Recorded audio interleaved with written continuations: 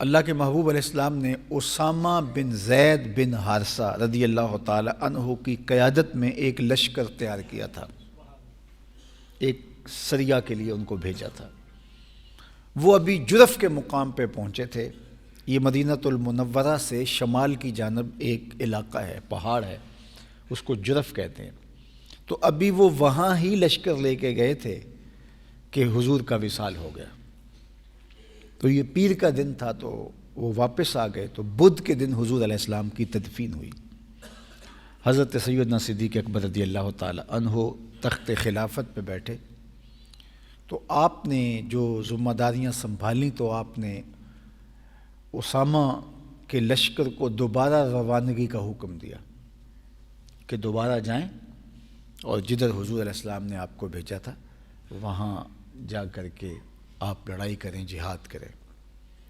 تو کچھ کبار صحابہ نے کہا کہ دیکھیں حضور کا وصال ہوا ہے، جتنے بھی اطراف کے قبائل ہیں کہیں ان میں بغاوت نہ اٹھ جائے، تو جنگ کے جو بڑے بڑے سپہ سالار ہیں، تالے آزما ہیں، جو بڑے بڑے بہادر اور دلیر لوگ ہیں، وہ اس لشکر میں شامل ہیں۔ اگر پیچھے سے کوئی مدینے پر حملہ کر دے تو دفاع کیسے کیا جائے گا؟ تو آپ لشکر اسامہ کو کچھ دیر کے لیے موقوف کر دیں تاکہ حالات معمول پہ آ جائیں۔ تو کہ یہ جب خبر نکلی ہے کہ حضور علیہ السلام کا وصال ہوا تو کہیں ایسا نہ ہو کہ قبائل میں بغاوت پھوٹے اور مدینہ المنورہ پہ پیچھے سے حملہ ہو جائے، اور یہ سارے دلیر لوگ تو جنگ پہ گئے ہوئے ہوں گے۔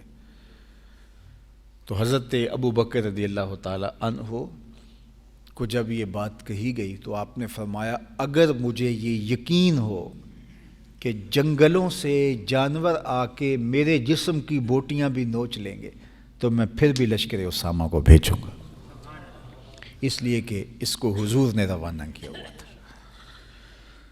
تو صحابہ نے حضرت عمر رضی اللہ تعالیٰ عنہ سے کہا کہ پھر تم حضرت ابو بکر رضی اللہ تعالیٰ عنہ سے اتنا کہو کہ لشکر اسامہ کو ضرور بھیجیے گا، لیکن اتنا کیجیے گا امارت منتقل کر دیجیے گا کسی قریشی سردار کی طرف، چونکہ اسامہ بن زید بن حارثہ ایک غلام زادے ہیں، اور عربوں میں آقا اور غلام کی تمیز بہت ساری ہے۔ حضور علیہ السلام کی وجہ سے تو یہ چیز دب گئی تھی، تو کہیں یہ چیز پھر نہ سر اٹھا لے اور بڑے بڑے سردار اور قریشی سردار اس بات سے کہیں انکار نہ کر دیں کہ ہم ایک غلام زادے کی قیادت میں جنگ کریں اور اس کو اپنا امیر مانیں۔ تو اگر آپ لشکر بھیجنے کے لیے آمادہ ہی ہیں تو اتنا ضرور کر دیجئے گا کہ امیر تبدیل کر دیجئے۔ ایک تو بچے ہیں، نوخیز ہیں، ابھی تھوڑی سی عمر ہے، 17-18 سال عمر ہے، اور بڑے بڑے عمر رسیدہ لوگ ان کی قیادت میں، اور دوسرا وہ غلام زادے ہیں۔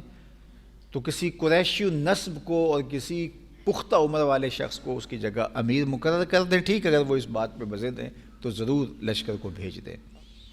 تو حضرت عمر رضی اللہ تعالیٰ عنہ آئے صحابہ کی اس بات کو لے کر حضرت صدیق اکبر رضی اللہ تعالیٰ عنہ سے کہا کہ اگر آپ لشکر اسامہ کو بھیجنے کے لیے مصر ہیں، بضد ہیں، تو کوئی بات نہیں ہے، لیکن اتنا کیجئے کہ امیر لشکر تبدیل کر دیجئے، ایک غلام زادے کی جگہ کوئی قریشی سردار امیر بنا دیجئے۔ تو یہ بات سننے کی دیر تھی کہ حضرت سیدنا صدیق اکبر رضی اللہ تعالی عنہ کا چہرہ غصے سے سرخ ہو گیا، جیسے انار نچوڑ دیا ہو آپ کے چہرے پہ، اور آپ نے حضرت عمر رضی اللہ تعالی عنہ سے کہا ساکولت امک یبن خطاب، اے خطاب کے بیٹے تیری ماں تجھ کو روئے، استعملہ رسول اللہ وتامرنی ان اعزلہ، اسامہ بن زید کو امیر لشکر اللہ کے رسول نے مقرر کیا ہے اور تو مجھے کہتا ہے کہ میں اس کو معزول کر دوں؟ کہا امیر لشکر حضرت اسامہ بن زید ہی رہیں گے، اور لشکر بھی جائے گا، جس نے جانا ہے جائے، جس نے نہیں جانا ہے ہمیں کوئی اس کی پرواہ نہیں ہے۔ یہ تھا تیقن۔ اب اس تیقن کا نتیجہ کیا ہوا؟ ایک تو جو قبائل پر تول رہے تھے بغاوت کے لیے، ان کو جب یہ پتہ چلا کہ ان حالات کے اندر بھی لشکر روانہ ہوا ہے تو ان کو نفسیاتی طور پہ یہ محسوس ہوا کہ جو ان حالات میں بھی لشکر روانہ کر رہے ہیں تو اس کا مطلب یہ ہے کہ یہ کوئی کمزور نہیں ہے۔ تو خام خواہ ان سے ٹکرا کر کے اپنے آپ کو جو ہے وہ ہلاکت میں ڈالنا ہے، تو وہ بھی وہیں دب گئے۔ اور جس جگہ پہ لشکر پہنچنا تھا جب وہاں پہنچا تو ان کو یہ خبر پہلے پہنچ چکی تھی کہ اللہ کے محبوب علیہ السلام کا انتقال ہو گیا۔